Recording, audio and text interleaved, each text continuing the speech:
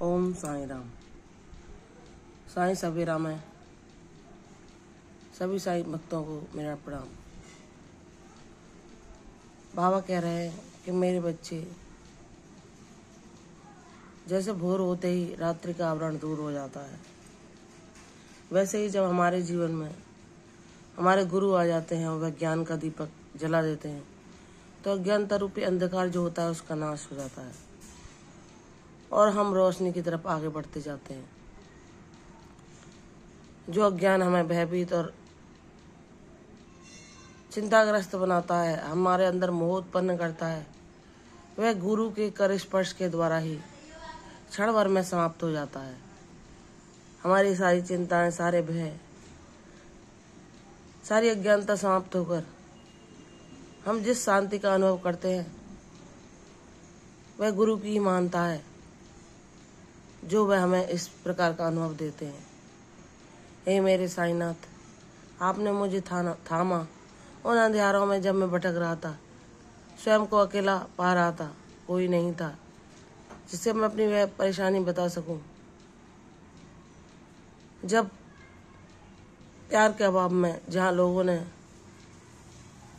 दो प्यार के बोल ना बोलकर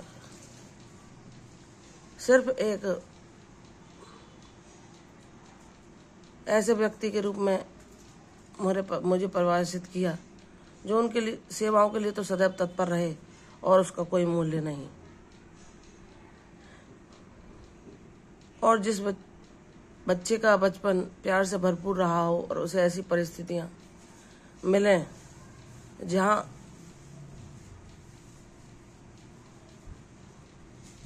प्यार का कोई भी अस्तित्व ही ना हो, कोई मीठे बोल बोलने के लिए हो ही ना, जहां लाख परिश्रम करने के बावजूद भी तुम्हें उपेक्षा ही मिले, तो जब वह बालक जो प्यार में पला होता है, सारी दुनिया उसकी खुशियों से भरी होती है और वह ऐसे वातावरण में चला जाए जहां उसे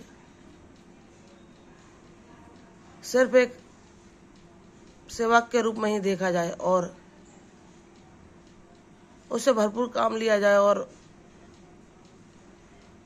उसके महत्व को ना समझा जाए, ना ही कोई उसकी भूमिका मानी जाए एक सेवक के अतिरिक्त। चाहे वह किसी की पत्नी हो, किसी की माँ हो, किसी की भाभी हो या किसी की बहू, इन सारे रूपों को नकार दिया जाए।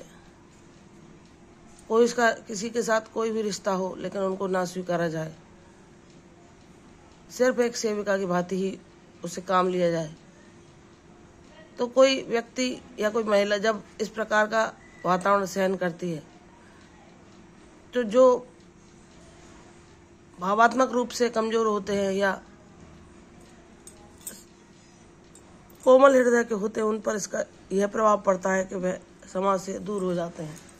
वे अपनी अलग ही ख्यालों की, अपने विचारों की अलग ही दुनिया बसा लेते हैं और उस दुनिया में जब वे इतना खो जाते हैं कि अपने कर्तव्यों से ही विमुख हो जाते हैं, तो वे अपने आप को इतना असहाय पाते हैं कि कोई नहीं है उनकी दुख को मिटाने के लिए, उनके कष्ट को नष्ट करने के लिए। वह ऐसे गम के अंधियारों में, अकेलेपन की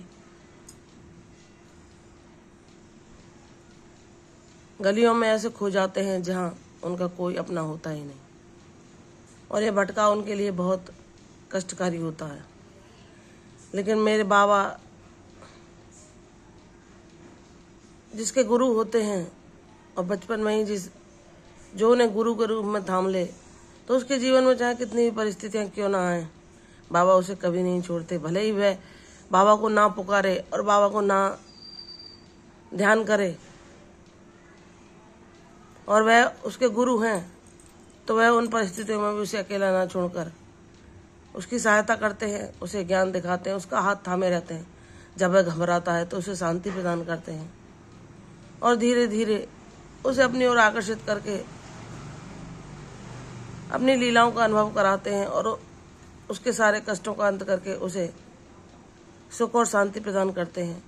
तो हे मेरे बाबा, आप ही वे सच्चे साथी हैं जिसकी तुलना किसी से हो ही नहीं सकती। केवल माता पिता का ही ऐसा रिश्ता है जो हमें निस्वार्थ प्रेम देता है और उसके अतिरिक्त और कोई नहीं। सब अपने अच्छे कार्यों को हमें गिना ही देते हैं। बस माँ बाप ही हमें निस्वार्थ भाव से प्रेम और अपना सब कुछ दे देते हैं। वैसे ही मेरे साईं सदगुरु हैं जो जिस पर अपनी कृपा बरसाते हैं, चाहे वह कितना भी दुखी क्यों ना हो। धीरे धीरे जब वह बाबा की ओर बढ़ता है तो सब दुखों का अंत होकर परम सुख को अनुभव करता है। तो हे मेरे साईनाथ, आपने मेरे जीवन में जैसे उस कष्टों की रात्रि को समाप्त कर दिया, वैसे ही आपके सभी साईं भक्त जो आपको पुकारते हैं, जिनका जीवन अंधकार में है, उनको थामना और उनके जीवन से दुखों और कष्टों के अंधकार का नाश करके उनके जीवन में सुख शांति और सौभाग्य का सवेरा भर देना। बाबा कहते हैं, मेरे बच्चे जो मुझ पर विश्वास करता है मैं उसे कभी निराश नहीं करता। बस उसका विश्वास अटूट होना चाहिए। श्रद्धा और सबरी को पालन करना और धारण करना भी कठिन है, लेकिन बाबा ही उसकी शक्ति देते हैं जो मेरे दिखाए मार्ग पर चलता है। जिसका विश्वास दृढ़ होता है, जिसकी भक्ति सच्ची होती है, वह अंत में उस सच्चे सुख का अधिकारी बनता है जो कि हजारों लाखों में किसी एक को मिलता है। और मेरे बच्चे, तुम परम सौभाग्यशाली हो। तुमने शक्ति के साथ, साहस के साथ हर परिस्थिति का सामना करके अपने जीवन में सब संघर्षों का अंत करके अब जो तुम विजय पाओगे वह तुम्हारे लिए भी सुखदायी होगी और दूसरों को आश्चर्यचकित कर देगी। प्रसन्न रहो, तुम सच्चे सुख के सवेरे के अधिकारी हो।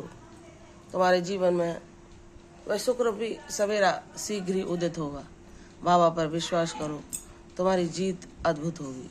प्रसन्न रहो, यशस्वी हो, दीर्घायु भव। कल फिर आऊंगी साईं वचन के साथ। तब तक के लिए ओम साईं राम।